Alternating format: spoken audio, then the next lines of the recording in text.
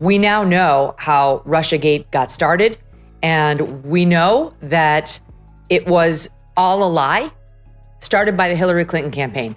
That the Hillary Clinton campaign realized she was in trouble because of her email scandal, which had broken in 2015 in the wake of Benghazi. We found these emails of hers that were weird, and people were like, what server was that on, and so on. And it created a problem for her all the way up to Election Day 2016. But I could see them and hear them in my ear, and they said, Tulsi Gabbard, you're coming out and criticizing Hillary Clinton and her foreign policy record. Aren't you afraid of what she'll do to you? He asked me this on live television on MSNBC. And you're laughing. I laughed too. I was like, no, I am not afraid of what Hillary Clinton can do to me. When Megyn Kelly and Tulsi Gabbard step up to roast Hillary Clinton, it feels like a tag team unleashing sharp tongues and raw truths on a heavyweight who thought she'd already seen it all. From campaign disasters to decades of controversies, they don't spare a single detail. You can almost watch Hillary's polished image crumble under the weight of their pointed attacks, exposing the contradictions, scandals, and costly mistakes that blocked her from the throne she chased so desperately. And make no mistake, this isn't simple criticism. This is a full-on dismantling, delivered with biting humor, searing honesty, and an unfiltered fire that leaves no place to hide. Of course, is the original election denier. I'm sure you voted for her in 2016. Well, she's not an election denier. She absolutely was the OG election denier. First of all, she came out before the sun had risen to concede the election to Trump. And then spent the next 4 years saying he was illegitimate. He was an illegitimate president. Okay, well, first of all, she didn't say he was an illegitimate. Yes, she did. You tell me exactly what she said. She said those exact words repeatedly. They are using the same old tactic that the deep state's propaganda arm in the media uses. Whenever they come across something that is true and that doesn't go along with whatever their narrative is that they're trying to shove down the throats of the American people, they first usually ignore it, as they did when I first released these documents. If you're enjoying this video, make sure to subscribe to the channel and hit that bell icon.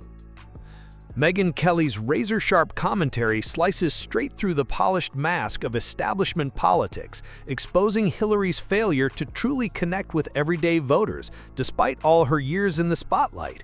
She strips away the layers of scripted speeches and forced empathy, revealing a politician more focused on appearances than real substance. Megyn doesn't just point it out, she mocks it, turning every desperate rebrand and every shiny campaign slogan into a punchline about missed chances and misplaced priorities. Stole his first term as president. These absolute liars who run around trying to act like they're the protectors of democracy completely ruined it, tried to undermine it at every turn and at the highest levels with lies, with out-and-out lies that were really serious, and changed foreign policy and changed the course of history in this country in Trump's presidency. And there must be accountability. There has to be actual criminal accountability for those who lied. And I can't wait to see this administration do. Tulsi Gabbard brings a rare insider's perspective, dismantling Hillary's foreign policy legacy with surgical precision. From questionable moves in the Middle East to her cozy ties with powerful elites, Tulsi lays bare a record riddled with contradictions and moral compromises.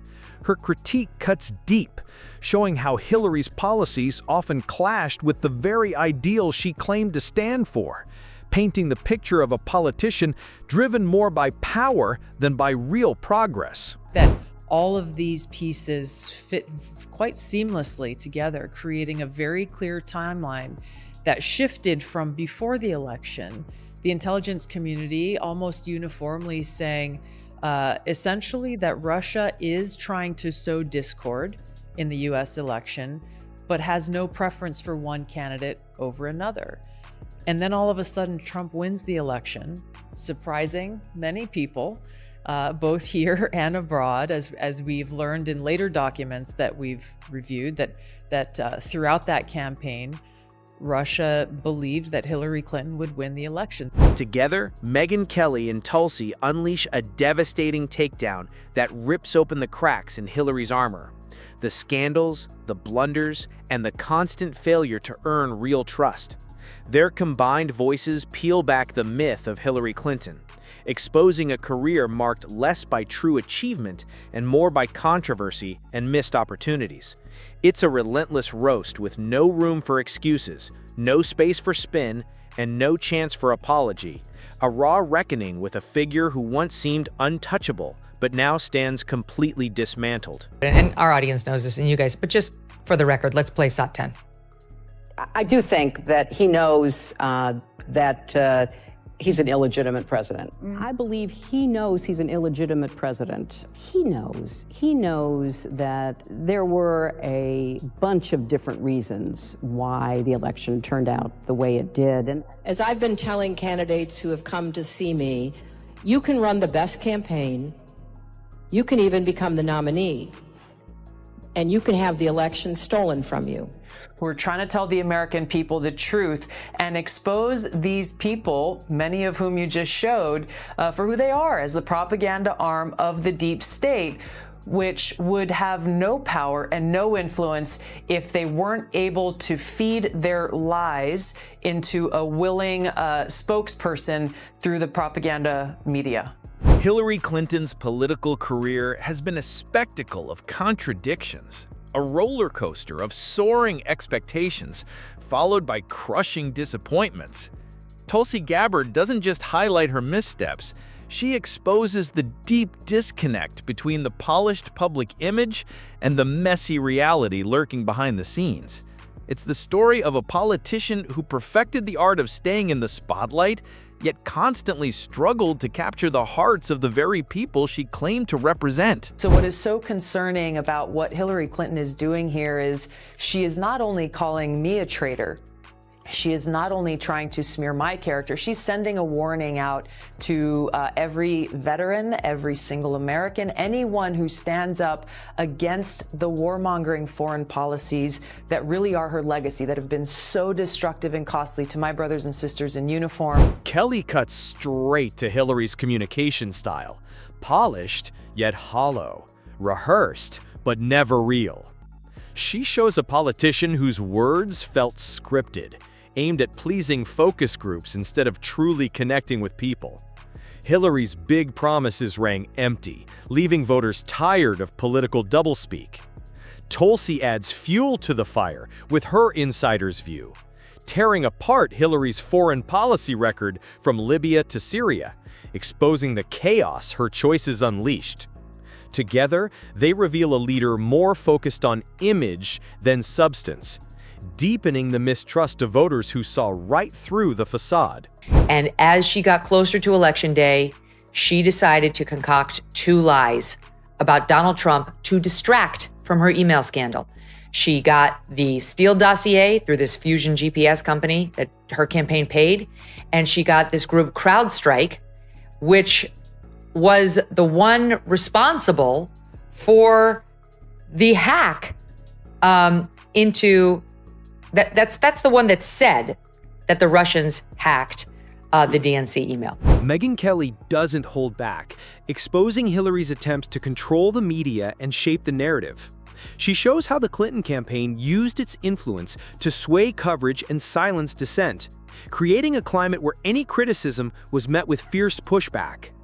Instead of the transparency voters wanted, it felt like a tightly managed PR machine, desperate to protect a fragile image. Tulsi sharpens the critique by pointing to Hillary's failure to connect with the changing political mood. She highlights how the campaign ignored the frustrations of working-class voters, dismissing struggles that opponents later used to turn her own supporters into skeptics. And then comes the infamous email scandal, a moment both Kelly and Tulsi agree wasn't just a political hiccup. Tulsi stresses its deeper meaning, calling it a reflection of Hillary's troubling pattern of poor judgment and ethical lapses, a reminder of why so many voters never fully trusted her. When I resigned as vice chair of the DNC in 2016, specifically so that I could campaign against Hillary Clinton in that Democratic primary. Megyn Kelly calls out the contradictions in Hillary's rise, pointing out that while she branded herself as a feminist trailblazer, her campaign tactics often clashed with the solidarity people expected from such an icon. Tulsi builds on this, stressing how Hillary missed chances to form real coalitions, choosing political calculations instead, decisions that only pushed potential allies away. Together, they don't just highlight her failures, they dismantle the myth that Hillary's victory was ever inevitable. They show how her campaign was weighed down by arrogance, strategic missteps, and a dangerous underestimation of her opponents. As the roast continues, they strip away the media's hype to reveal a campaign that struggled to connect with a skeptical and diverse electorate. Kelly underscores how Hillary may inspire loyalty in some circles, but for many, she represents frustration and disappointment with politics itself. Tulsi echoes the point, framing Hillary's career as a cautionary tale, proof that ambition without genuine responsiveness to the people will always fall short. One of the pieces that Glenn and I were getting close to in the discussion was the Hillary piece of this. And the evidence, because that is, they do name a couple of names in this appendix on who came up with this scam. And the name that we keep seeing over and over, as one of them at least, was Julianne Smith. Schellenberger writes Julianne. It's Julianne. He writes, the alleged creator of the plan was Julianne Smith, a Clinton policy advisor. The conclusion hits hard and leaves no doubt. Kelly and Tulsi paint Hillary Clinton not as a victim of circumstance, but as the architect of her own downfall. They argue her legacy will be remembered less for her historic milestones and more for the chances she squandered, the trust she never earned, and the image that collapsed under relentless scrutiny. This isn't just a roast, it's a reckoning. A demand to look past the myths and media spin and face the complicated truth about one of America's most scrutinized figures. Kelly and Tulsi remind us that in politics, as in life, authenticity and accountability will always matter more than polished speeches and carefully staged optics. Their critique digs into the very DNA of Hillary's persona, revealing the portrait of a woman who tried to be everything to everyone and in the end became nothing to anyone. Also, in this latest House report, they talk about how they also in the House, this is the House in 2020, pointing out that the ICA of 2017 ignored evidence that Putin seemed to be protecting Hillary Clinton in a couple of ways. It did not mention, for example, that Putin chose not to leak info he appeared to have on Hillary Clinton's health, including that she suffered from psycho-emotional problems and was on daily tranquilizers. We don't know whether that's true. We know that Putin appeared to have that intel in his pocket and chose not. Leaving the criminal charges to the Department of Justice. I am not an attorney, but as I've said previously, when you look at the intent behind creating a fake manufactured intelligence document that directly contradicts multiple assessments that were created by the intelligence community, the expressed intent and what followed afterward can only be described as a years-long coup and a treasonous conspiracy against the American people. Megyn Kelly exposes the carefully calculated nature of Hillary's image, showing a politician who built a persona meant to appeal to everyone, yet truly connected with almost no one. The polished speeches, the rehearsed empathy, the endless attempts to seem relatable all felt like hollow echoes instead of real connections. Kelly's critique cuts deep, reminding us that when authenticity is traded for optics, voters always sense it, and that disconnect is fatal in politics. Tulsi sharpens the attack with her insider's perspective, tearing into Hillary's political calculations, especially in foreign policy. From reckless interventions to cozy ties with global elites, Tulsi lays bare the choices that destabilized regions and betrayed ideals of peace. Kelly points out how Hillary's rise was fueled by compromise at the expense of values, while Tulsi highlights the missed chances to stand firm on issues that mattered most. Together, they reveal how relentless maneuvering and short-sighted decisions left a trail of mistrust that no amount of spin could erase. So the Russians were able to hack Leonard, and that's where they saw the plan.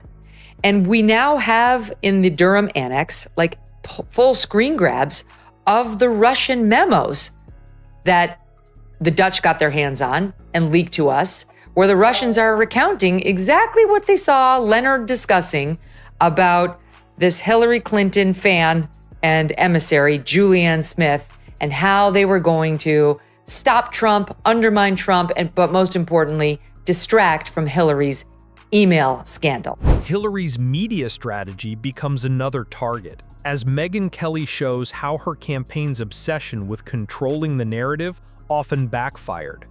Efforts to silence dissent and manipulate coverage created an air of defensiveness instead of openness. Tulsi drives the point further, stressing that in an age hungry for transparency, this only bred more skepticism and suspicion. A key part of the roast zeroes in on Hillary's relationship with voters, especially the working class, who felt overlooked. Kelly highlights how her campaign's messaging rarely addressed real economic struggles, leaving space her opponents quickly filled. Tulsi underscores that failure, noting how the lack of genuine engagement deepened the divide between Hillary and the very people she claimed to represent. Then comes the infamous email scandal, torn apart without mercy. Kelly mocks the clumsy damage control tactics that turned what could have been accountability into a drawn-out spectacle of excuses. Tulsi frames the scandal as more than just a mistake. It revealed a troubling pattern of poor judgment and ethical lapses that shattered Hillary's credibility. And the roast doesn't stop there. It dives straight into the contradictions in her stance on women's rights, exposing yet another layer of hypocrisy in her political persona. This woman should be in jail. Literally, Hillary Clinton should be behind bars. And so should the people who worked for her who did this. This is so blatantly corrupt.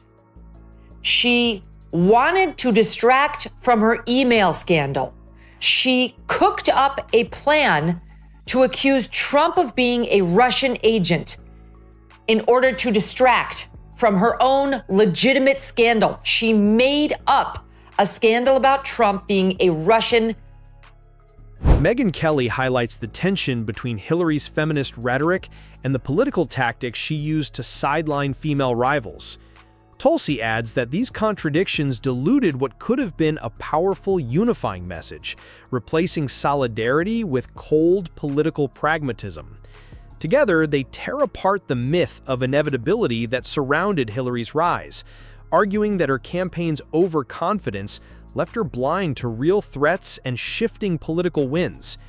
Kelly underscores how she underestimated the strength of grassroots movements and the hunger for authentic change, while Tulsi stresses that this miscalculation proved fatal in an era rejecting establishment politics. The roast closes with a sharp assessment of Hillary's legacy, a reminder that success in politics isn't just about breaking glass ceilings, it's about building bridges with the people who matter most. In the end, Hillary Clinton's story stands as both a warning and a lesson about what true leadership must become.